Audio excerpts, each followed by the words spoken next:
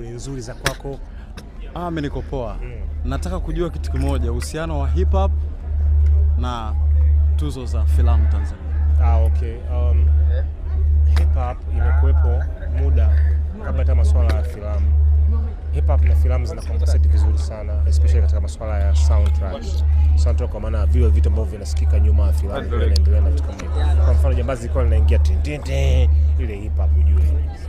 Au unakutana na picha lakini inaanza Sterling anakufa kwenye maua.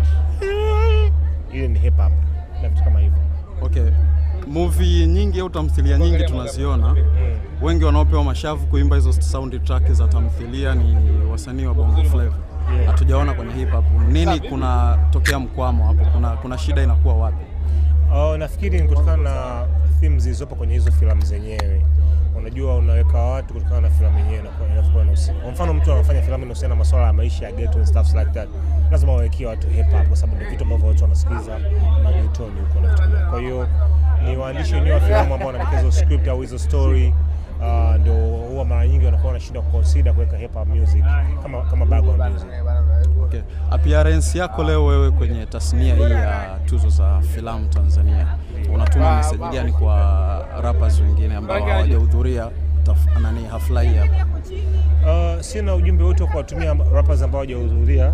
Nafikiri kwa sababu mimi mwenyewe ni tuzo yangu kwanza ya filamu kuhudhuria na nimekuja nimefurahia. I feel like I had the most fun. Nimefurahia sana na nimeona ni utaratibu ambao umeenda vizuri zaidi. Nimependa discipline iliyopo katika hizo tuzo zenyewe, zimeanza on time, zimeisha on time. Nilikuwa nahisi kama masiara, watu wanaambia kama inabidi wawe hapa saa 12:30. Nikajua kama ni utani, lakini tumefika hapa kweli muda huo.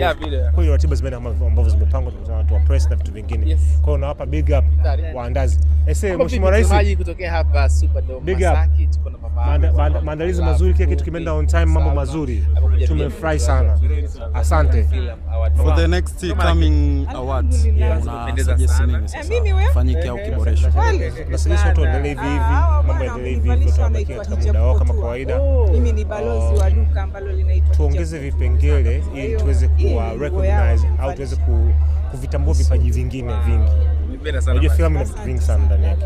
Kama costume designer, kama location manager, kuna tuwazingatie basi na watu ambao wametafuta location.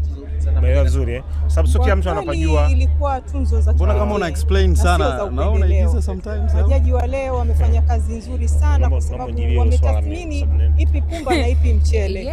Kwa sababu wanajua vizuri ni director katika filamu bwana kinatakiwa ni muigizaji kabisa. Filamu ziwe na viwango. Okay. Nimekupa jibu. Msigu ameelezea kama sura ya huruma hivi nakuwa nimekosea nyumbani. Wanaambia unaenda kama muigizaji mzuri. Maana kasa nipe yeye ajibu. Wameshafanya mara kama mama nimeangalia lakini mara hii imekuwa ni award za peke yake za tofauti kabisa. Wamekuja watu wapya. Mimi kwa nini nimekuja hapa hujaniuliza kwa nini? Mimi nimekuja hapa kwa sababu mdogo wangu baba mmoja mama mmoja mke wa mama Cheusi. Jina lake anaitwa Karima Marshe.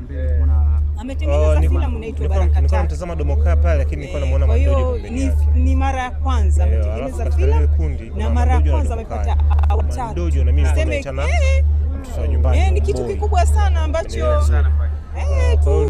hongera kwetu sisi sote. Kwa kweli mtu akifanya kitu kizuri kinaonekana na nimeona kwa majaji hawajapendelea. Wameona kile ambacho kinatakiwa pale kwa mimi ilikuwa ni very emotional. Kwa sababu nilikuwa namuona Dojo pembeni yake.